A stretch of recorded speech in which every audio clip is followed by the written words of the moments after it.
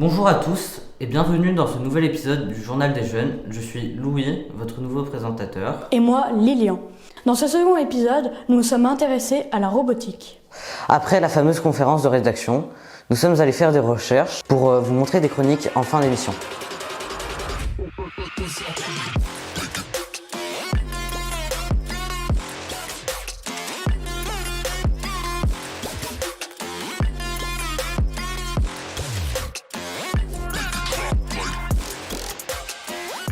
Maintenant, nous retrouvons notre envoyé spécial Lou au Science Center du Luxembourg.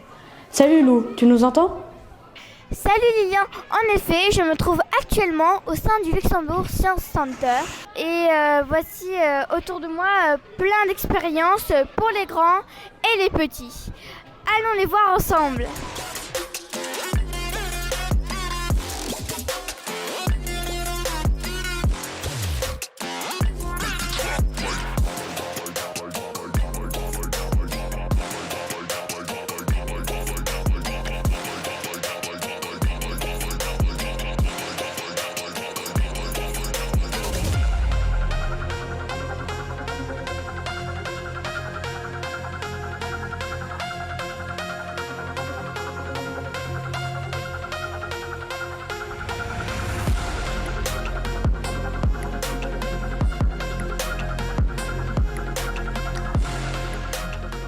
Quel est votre rôle au sein du Science Center ?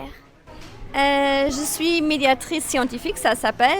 Donc d'un côté, on est ici dans la grande salle en train d'expliquer les expériences aux gens. On donne des shows de 1 heure aux gens où on leur explique pendant 1 heure des expériences d'un thème spécifique. Mais on fait aussi la conception des stations, donc des exposants qu'on a, et la conception des shows. Et on écrit aussi des projets pour faire des nouvelles activités. Trouvez-vous que les jeunes ont l'air intéressés lorsqu'ils visitent le Science Center ? Ouais, j'ai quand même l'impression qu'ils adorent. Est-ce que vous avez aimé ? Moi j'ai aimé en tout cas. Ouais. Alors je dirais que la plupart des gens qui viennent, ils adorent vraiment. Y a-t-il un grand ou une grande scientifique que vous admirez particulièrement ? Il y a une chimiste, je ne me souviens même pas du nom maintenant, c'est une Polonaise qui a travaillé en Amérique. Et là, elle a même inventé le Kevlar, ce qui est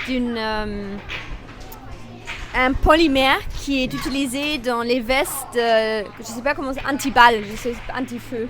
Donc je trouve ça très intéressant qu'elle voulait faire à la base médecine et après elle est devenue une grande chimiste.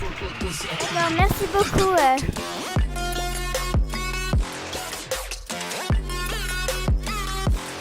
Après ce reportage, nous avons décidé d'interroger les Luxembourgeois et les Messins. Oh, la tonne de vent qu'on s'est pris! Lilian, ça tourne, t'abuses là. Balance le micro-trottoir. Pensez-vous que les robots peuvent développer une conscience ? Ça c'est une bonne question. Par eux-mêmes, non, ils réfléchissent en fonction de ce qu'on a mis comme programme en eux. J'espère pas, j'espère me tromper, mais non, je ne pense pas. Non. Pourquoi ? Je pense que c'est ce qui fait la différence entre un humain et un robot. C'est intéressant, il y a beaucoup de films qui ont développé cette idée. Maintenant pour moi c'est compliqué de dire, mais je pense que dans le futur on pourrait arriver à ce point, oui. D'après vous, les robots vont-ils remplacer les humains ? Dans l'avenir, oui.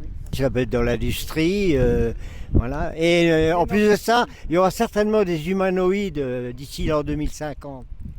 Les robots ont déjà remplacé les humains dans pas mal de métiers, dans l'industrie, etc. Mais remplacer complètement l'humain, j'ai envie d'être optimiste et de répondre non. Non, Pourquoi ? parce que ça remplace pas les sentiments des robots. Croyez-vous au soulèvement, donc c'est-à-dire la rébellion des machines contre nous ? Non. Non, moi j'y crois pas. Mais je suis peut-être optimiste, parce que peut-être qu'à l'avenir, les robots seront ultra perfectionnés.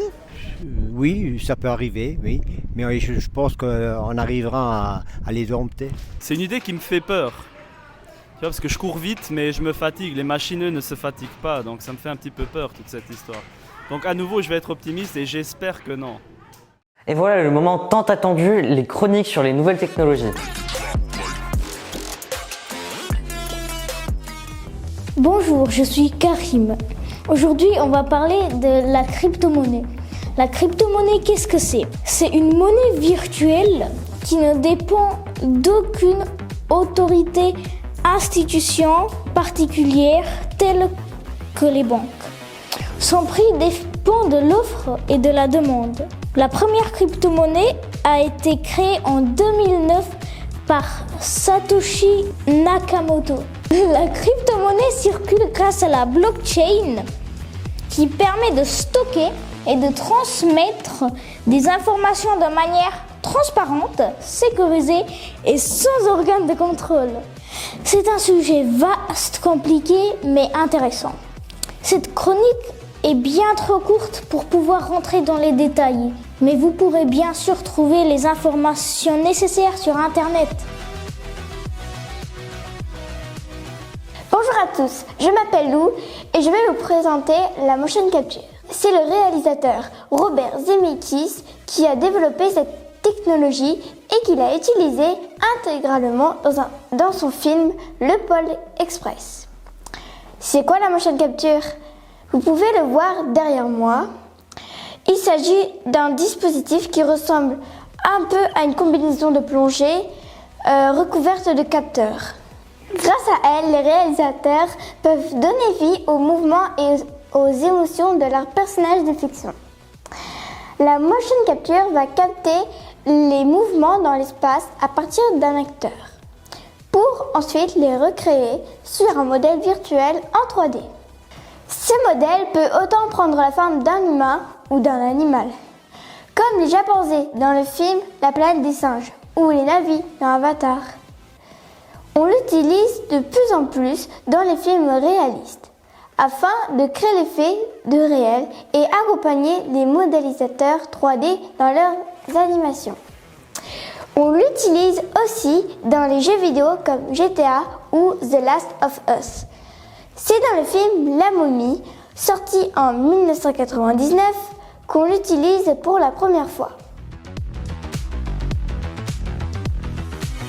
Omni, créé par Virtuix, est une entreprise européenne basée sur la réalité virtuelle qui cherche à faire évoluer la VR en pouvant se déplacer et faire de la coopération avec sa famille et ses amis. Ils ont créé plusieurs sortes de boîtes immersives nommées l'Omni Arena en coopération et l'Omni One tout seul. Maintenant parlons de l'Omni Arena. C'est une boîte où on est regroupé avec des Omni One, avec sa famille ou ses amis. L'Omni est une plateforme avec une veste accrochée à nous et des chaussures glissantes. Elle simule la marche et la course.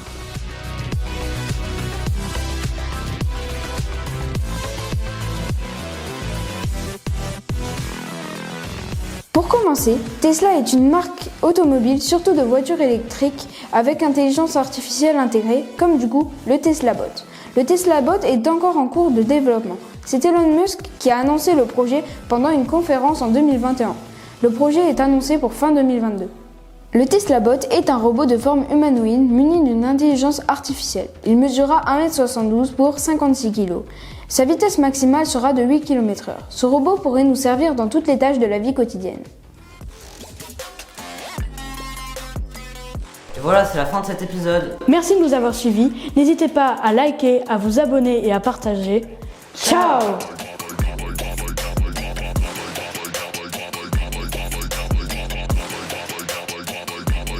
Ciao.